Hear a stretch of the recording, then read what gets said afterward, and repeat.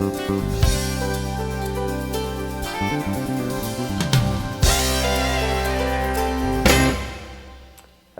this project is a job evaluation project at Southdowns College. My name is Dennis Crowe and I was the reward consultant for this project. I'd like to introduce Becky from Southdowns.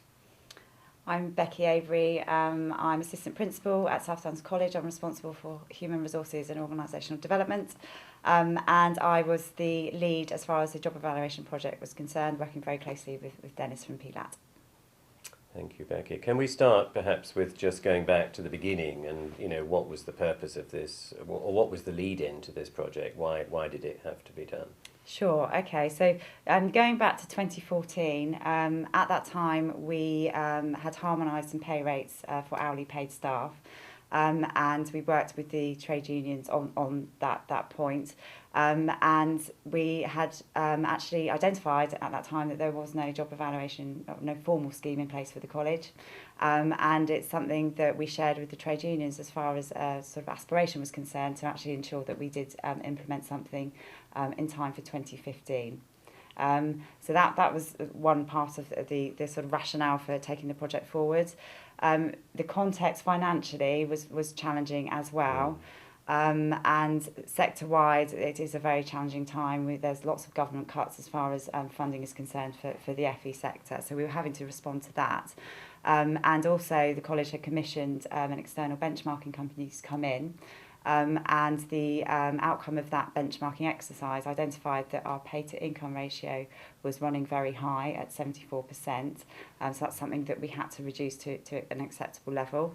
And also the benchmarking data indicated that our average teaching pay rates were significantly above sector norms.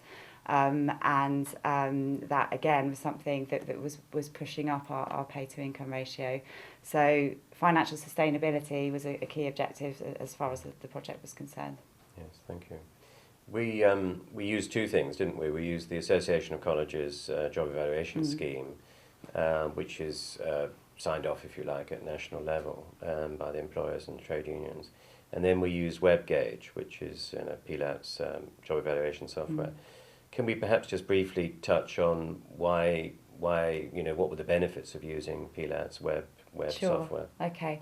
So we identified that 150 post holders needed to be seen as part of the project to ensure that we collected adequate data to be able to model.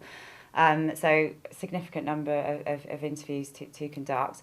The advantage of WebGauge is that actually all of that data can be collected during an hour and a half interview with the role holder.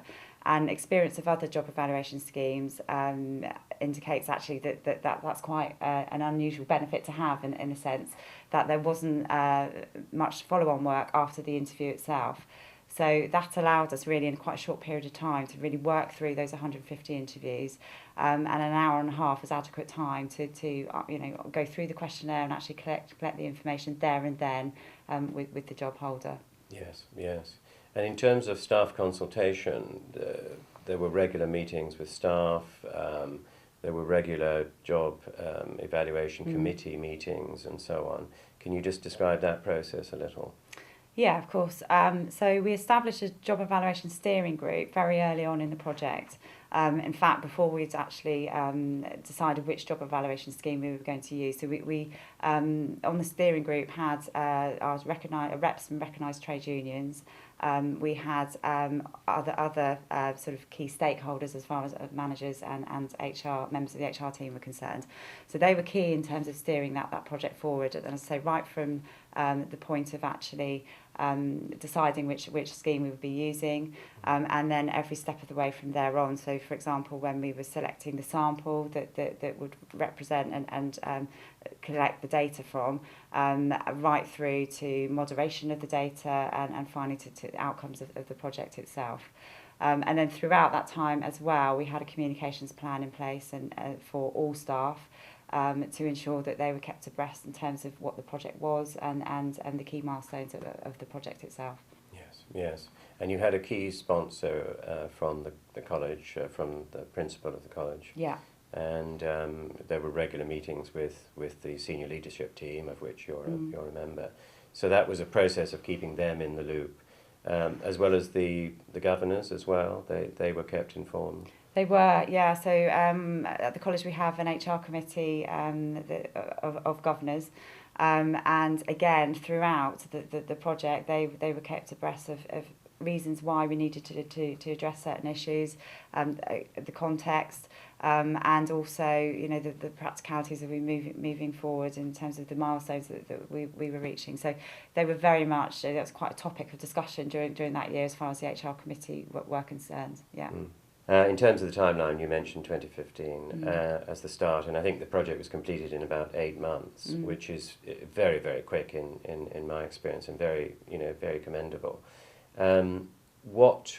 What was the, how did you manage to do that so effectively? Okay, so much of that was around planning, I would say. So we knew it's quite a tight timeline. So we had to really carefully identify where the key milestones were, and part of the steering group was really ensuring that we were meeting those key milestones. We also planned in for potential disruption, if you like, to the consultation process. Because we were changing terms and conditions, sometimes in a less favourable way for some staff. We anticipated that there would be some consultation and negotiation with the unions, and that indeed did happen.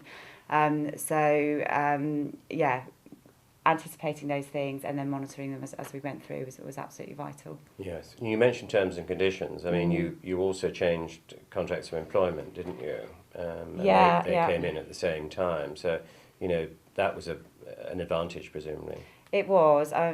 Pay and grading was probably the key aspect of the project, but actually we identified that there were other aspects of the contracts that needed modernising, and we needed to have a look at. So we made the conscious decision to really pull that all together into one round of consultation, rather than further down the line having to go through that process again. Excellent, yeah. And it all came to the end where there was a vote, and I believe the initial vote was a bit tricky. Yeah, so what happened there, the teaching union actually went to formal dispute with the college. That wasn't a particular surprise because, clearly there were some changes to terms and conditions of their members that they weren't signing up to and weren't necessarily agreeing with. So we tried to resolve that informally at the college level, and that wasn't fruitful. So we called in ACAS actually to really facilitate a way forward with the dispute. And we had ACAS on site for 2 days, and we worked with them and the unions to actually reach an alternative agreement to the original proposals. An agreement was then taken to members of that union. And narrowly, 52% actually did not sign up to that agreement, and it was declined. Therefore, the dispute continued. And there was some industrial action. There were a number of a few strike days during a week. And we then went back to the union to say, look, is there nothing further that we can do? It's in the interest of every party to resolve this. They then took a slightly amended agreement back to their members, to which 92% actually agreed that they wanted to accept it, which was, I think, fortunate for all parties, because what that meant, the college could collectively agree those changes, all of those changes. Yeah. We held firm on the pay and grading structure. That didn't change in terms of its original proposals, which really helped with, obviously meeting the targets around our finances. So that agreement was reached and agreed, and we then were able to implement the changes to terms and conditions for all staff. So a very successful outcome, and even using ACAS or employing ACAS, and it all worked out. Yeah, very well and I think bringing ACAS in was actually hugely helpful in terms of moving that dispute forward. Yeah. Interesting. And if you were able to change one thing about the project, what would you have changed? I don't think we quite anticipated perhaps the level of anxiety for some staff as far as job evaluation was concerned. And with any project, I think you can't communicate enough in terms of things like that. So actually, in hindsight, more communication initially in terms of what job evaluation is, what it isn't, what it means for staff would have helped to minimise their anxiety. What we ended up doing as we worked through the project, when we had staff briefings at the point that we were moving forward with the proposals, we covered elements of job evaluation within those briefings just to kind of ensure that the staff had the full context of the project. Yes, it's very interesting, isn't it? Because it's always a very personal thing. You know, why have I been picked for a job interview? And in terms of pay and grading, how's it going to affect me? You know, that's what staff always think, and they always think that they've been singled out. And is there a reason? You know, is there a hidden agenda? And of course, it's not. It's not the case at all, is it? But I think it's been a very successful outcome, and to be congratulated. So thank you very much, Becky, and good luck for the future. Thanks, Dennis, and to